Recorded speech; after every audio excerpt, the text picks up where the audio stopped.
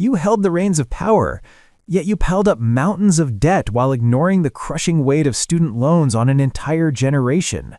Your policies catered exclusively to the wealthy elite, the aristocratic class who never felt the sting of economic hardship. What I'm expressing here doesn't necessarily reflect my complete endorsement, but I'm struggling with understanding how we escaped this trap we've created. Charlie Kirk dedicated his life to solving this very challenge before his passing. During our final conversation, he shared his frustration about trying to make people understand that they're the real revolutionaries, but they've misidentified their enemy. The true establishment isn't the right wing. It's the left that built this maze, although the right certainly shares blame for failing to stop it. His last words to me focused on one concept, repeated like a desperate mantra: affordability, affordability, affordability. How do we make home ownership accessible? This question matters more than most realize because owning a home fundamentally changes a person's worldview and sense of responsibility. When someone transitions from being a renter to an owner, their entire perspective shifts dramatically. As a renter paying $2,000 monthly for an apartment with a leaking ceiling, you're furious with the landlord, demanding immediate repairs while feeling powerless and exploited. But as a homeowner facing the same leak, suddenly you're calculating repair costs, researching roofing contractors, and climbing up there yourself because you're protecting your investment, your asset, your future wealth. This psychological transformation creates citizens who care deeply about neighborhood quality, property values, and community standards. They're invested both literally and figuratively. We are drastically underestimating the consequences when the average home ownership age jumps from 29 to over 40. When the average marriage age rises from 23 to 29 and the age of first childbirth moves from 27 to 33 or beyond, we've created an extended adolescence, leaving an entire demographic vulnerable to simplistic, dangerous solutions. History repeatedly shows that whenever you combine widespread frustration with economic desperation, whether in post-World War I Germany or Depression-era America, demagogues inevitably emerge promising easy answers to complex problems. Dave Chappelle made a sharp observation worth examining. He warned about the dangerous combination of widespread anger and targeting specific groups, particularly Jewish communities. Reverend Wright used that phrase about certain Jews blocking Barack Obama's access. Yet nobody applies this same reductive thinking to other demographic patterns. African Americans comprise 76% of NFL players, despite representing only 12% of males nationally. But you never hear conspiracy theories about black domination of professional football. Joe Biden himself once stereotyped encountering Asian Americans in every donut shop, yet nobody claims Asians secretly control the pastry industry. California's trucking industry is 40% Indian American, but there are no paranoid theories about their influence. However, people readily accept claims that Jews control Hollywood and finance, singling out this one group for collective blame regarding industry representation that simply reflects immigration patterns, educational emphasis, and professional networking. These frustrated young people then fixate obsessively on Israel, resenting its confidence and lack of apology for its existence. This small nation that refuses to feel guilty, that consistently defeats military threats from larger neighbors, becomes a lightning rod for resentment. University campuses have created an environment where attacking Israel functions like joining the Rotary Club in a small town or the Communist Party in Soviet Russia. It's practically mandatory for social acceptance among faculty and activist students. I've personally tested this ignorance repeatedly, engaging protesters camped outside my building. They know absolutely nothing about actual Middle Eastern history. Ask them about the Balfour Declaration, and they stare blankly. West Bank? West of what? What was Transjordan? Where does the word Palestine originate? What happened during the Suez Crisis or Yom Kippur War? Complete ignorance. They're simply angry vessels pouring out slogans they've absorbed without understanding. What troubles me critically involves two major failures. Donald Trump deserves genuine credit for being the first major politician who clearly stated that investment in China enriches only a tiny elite while devastating American workers through outsourcing, offshoring, and intellectual property theft. He recognized that corporations making fortunes in China weren't helping America, because Chinese leadership seeks to surpass and ultimately dominate us. Previous establishment voices claimed creating an affluent Chinese consumer class would inevitably lead to democratization. That fantasy has proven catastrophically wrong. What's emerged resembles Franco's Spain or Pinochet's Chile, authoritarian capitalism with no democratic evolution in sight. My frustration centers on Republican leadership failing decades ago to prevent American deindustrialization. They should have fought against cheap labor policies that undermine American workers. When you import foreign labor willing to work for substantially less, you're directly attacking American jobs and wages. The Bushes didn't fight this. Reagan didn't genuinely address it. His Simpson-Mazzoli Act was theater, granting amnesty without meaningful border enforcement. That's failure number one. Failure number two involves abandoning the rest of youth to find their own voices and leaders. When establishment politics ignores legitimate grievances, somebody will address them, and that somebody is increasingly figures like Candace Owens, various podcasters, alt-right personalities like Nick Fuentes, or platforms provided by Tucker Carlson. Here's the critical danger. If you think you can flirt with these movements, giving them platforms while maintaining control, you fundamentally misunderstand their nature. These individuals rose to prominence specifically because they're skilled demagogues and talented rhetoricians. When given public forums, they won't display their worst characteristics. Fuentes won't mock someone's wife using racial slurs on Tucker's show like he does on his own podcast. He won't openly declare Jews should return to Israel or express admiration for Hitler. Instead, he presents a sanitized version that voices legitimate anger from a lost generation. And without rigorous cross-examination, he simply expands his audience exponentially. This resembles lighting a firecracker without cutting the fuse, then acting surprised when it explodes. That's precisely what happens when you platform extremists without challenging their core ideology. Now, the right-wing landscape includes countless young people consuming content from personalities who blame Jews, blame Israel, blame various scapegoats, while advocating for an explicitly Christian nation or white ethnostate. They represent a shrinking demographic minority that feels threatened by demographic change. And while some of their frustrations about economic abandonment are legitimate, without alternative solutions, they'll embrace increasingly radical answers. The alternative requires clearly articulating that we'll take tough stances against economic competitors who undermine American prosperity through unfair trade practices and dumping products below production costs. We'll implement housing programs, making homeownership accessible to young families. We'll reform universities to eliminate political indoctrination. We'll restructure student loans so universities can't endlessly inflate tuition, knowing the government guarantees payment regardless of value provided. Trump's administration is attempting many of these reforms, but failing to articulate them effectively to the constituencies who need to hear them most. The political challenge intensifies because Republicans hold only thin congressional majorities, while recognizing this all-right constituency emerged from remnants of Pat Buchanan, Ross Perot, and Ron Paul movements, eventually conglomerated under Trump's banner through the Tea Party energy. Trump successfully mainstreamed these impulses while eliminating anti-Semitic elements, becoming the most pro-Jewish, pro-Israel president in American history.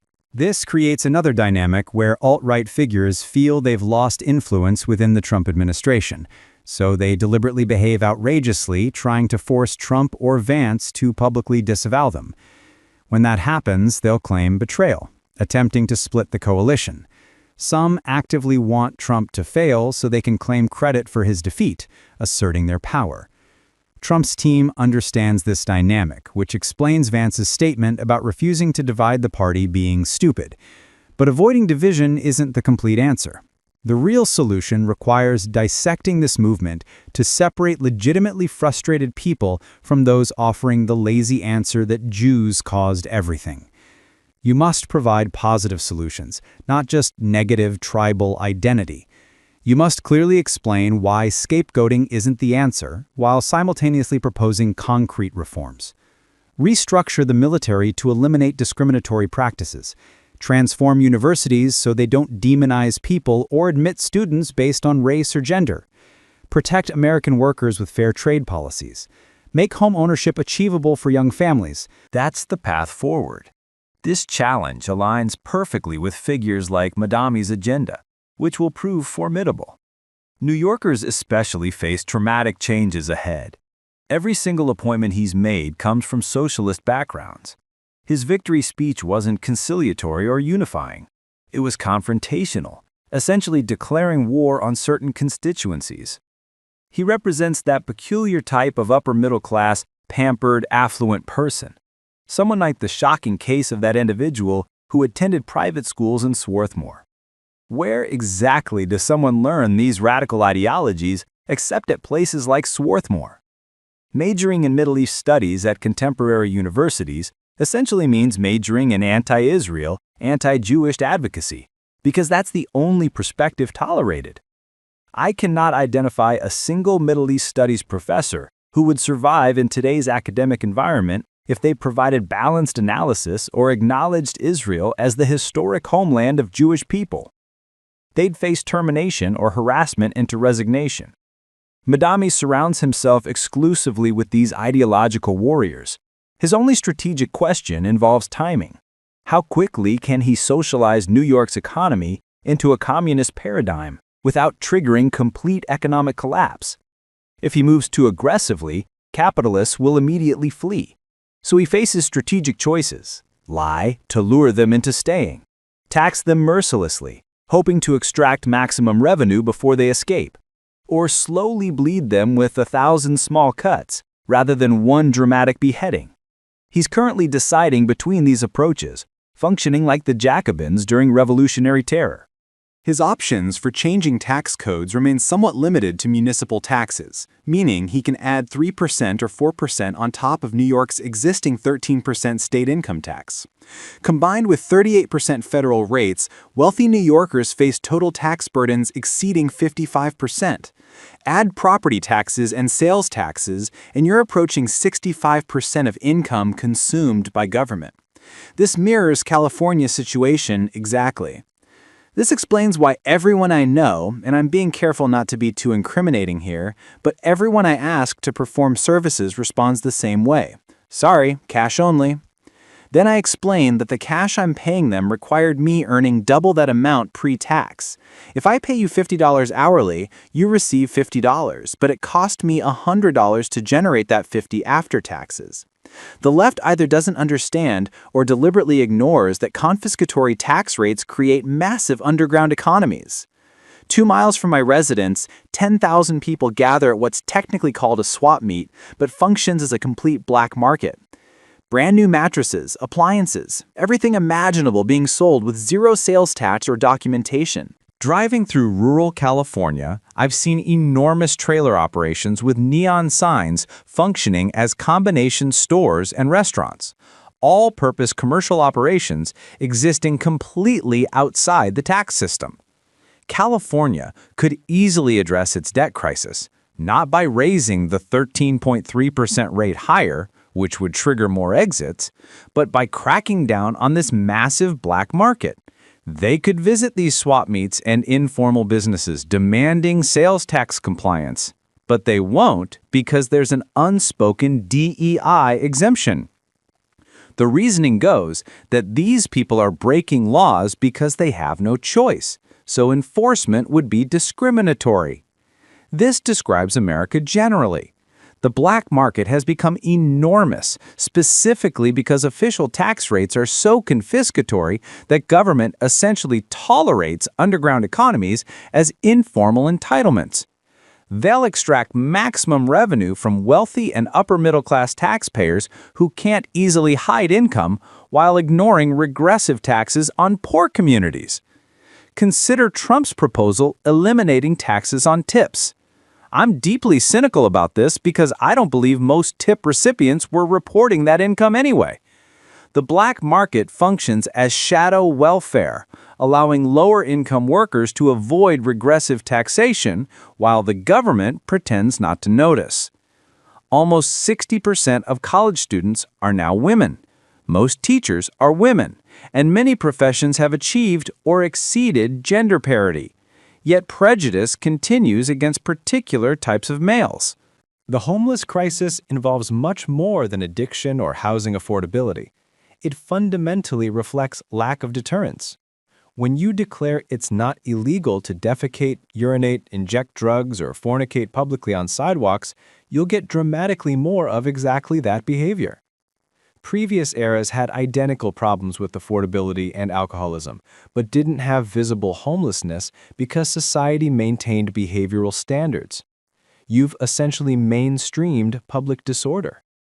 Someone recently told me on campus that California faces a reckoning because the aging white population requires care from young Hispanic workers, implying this demographic shift creates unfair burdens.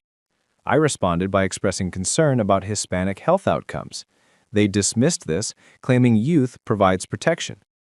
I explained that Mexico has among the world's highest obesity rates, according to UN data, and among Mexican-American Californians, 1 in 3 people visiting hospitals for any reason test positive for high blood sugar, prediabetes, or diabetes. Obesity represents an epidemic among young Hispanics exceeding other demographic groups.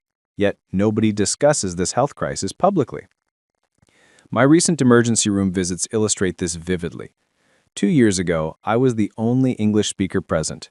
My most recent visit included perhaps 3 English speakers among dozens of patients. I'd estimate 75% of people waiting were clinically obese. From nursing conversations, I could overhear many patients were there specifically for blood sugar crises and diabetes complications. Obesity represents a secret crisis nobody wants to address honestly. We target various demographic groups with various interventions, but there should be a national campaign educating young Hispanics that American diets are toxic if you're unfamiliar with managing them, though obesity has become Mexico's biggest health problem under globalization too. We hear constantly that cutting SNAP benefits will cause mass starvation, yet standing in grocery lines, I observe that nearly everyone uses SNAP subsidies, 9 out of 10 are obese, and shopping carts overflow with Coca-Cola and processed foods. Poor people generally, regardless of nationality, tend toward these dietary patterns. But the narrative that people lack sufficient calories or that younger non-white populations enjoy perfect health while being forced to care for unhealthy older whites doesn't match observable reality. When I visit Palo Alto, observing people exercising, I see stereotypical affluent older women around 65 wearing designer yoga pants and headbands, rail thin because they're obsessed with health optimization. Live forever because life is wonderful. They don't smoke. They're militant about wellness. Meanwhile, Elizabeth Warren screams that the Affordable Care Act doesn't cover illegal immigrants, which is technically true since it only covers 25 or 26 million Americans. But practically speaking, I don't know anyone who gets turned away from emergency rooms regardless of status. I'd estimate 30% of California emergency room patients are here illegally, which makes mathematical sense because Biden admitted 12 million people. Yale studies showed 20 million were here in 2017, totaling 32 million. We know 53 million residents weren't born in the United States. California traditionally houses about half of all illegal immigrants. Official estimates claiming 3 or 4 million illegals in California are laughably low based on what I observe in emergency rooms and medical facilities. I was recently in a Quest lab where I was the only English speaker. I helped one woman navigate the registration computer because she spoke no English whatsoever.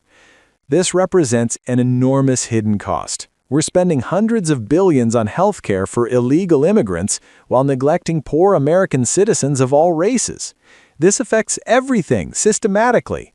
I pay about $850 monthly for Medicare from my pension. When I needed a pulmonologist for a lung problem, the wait was 60 days, if lucky. I found someone through personal connections. Internists don't even try. Even prestigious hospitals like Stanford now have patients in hallways. I visited a major Tucson hospital with a kidney stone, and the hallway had been converted into patient rooms. My point is simple. Illegal immigrants aren't turned away from healthcare facilities. There are 30 million of them. They're human beings with health problems like anyone else.